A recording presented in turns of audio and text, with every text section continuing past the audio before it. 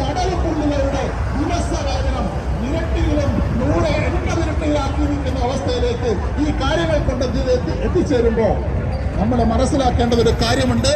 ഈ സർക്കാരിന്റെ വിദ്യാഭ്യാസ നയം എന്ന് പറയുന്നത് അത് വിദ്യാഭ്യാസത്തിന് വേണ്ടിയിട്ടുള്ള, ഇവിടുത്തെ കച്ചവടക്കാരെ സംരക്ഷിക്കാൻ വേണ്ടിയിട്ടുള്ളതാണ്, ഇവിടുത്തെ അധ്യാപകർക്ക് വേണ്ടിയിട്ടുള്ളതല്ല, ഇവിടുത്തെ വിദ്യാർത്ഥികൾക്ക് വേണ്ടിയിട്ടുള്ളതല്ല എന്ന് അവർ ഓരോ ദിവസവും പ്രഖ്യാപിച്ചുകൊണ്ടിരിക്കുക. അവർക്കെതിരെ നിങ്ങൾ നടത്തുന്ന ഈ ധാർമ്മിക സമരം അത് അധ്യാപക വിദ്യാർത്ഥി അനുവാദത്തിന്റെ വ്യത്യാസങ്ങളില്ലാതെ ഏതെങ്കിലും ഒരു കൊടിയുടെ കീഴിൽ നിൽക്കാതെ മുഴുവൻ ആളുകളുടെയും പിന്തുണ നിങ്ങൾക്കുണ്ട് എന്ന് പറയുവാൻ ആഗ്രഹിക്കുക. യാതൊരു സംശയവും വേണ്ട.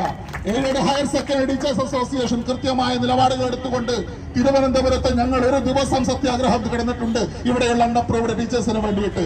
പക്ഷേ നമ്മൾ പറയാറുണ്ടല്ലോ, ഉപ്പോളം വരുമോ ഉപ്പിലിട്ടത് എന്ന് പറയുന്നത് പോലെ നമ്മുടെ സംഘടനയാണെങ്കിലും കൺഫസ് ചെയ്തുകൊണ്ട് ഞാൻ പറയുകയാണ്, ഞങ്ങളുടെ സംഘടനയാണെങ്കിലും മറ്റേത് സംഘടന ആണെങ്കിലും അൺഅപ്രൂവ്ഡ് ആയിട്ട് നിങ്ങൾ ഇപ്പോൾ ഒന്നിച്ചു കൂടിയിരിക്കുന്ന ഈ ഒരു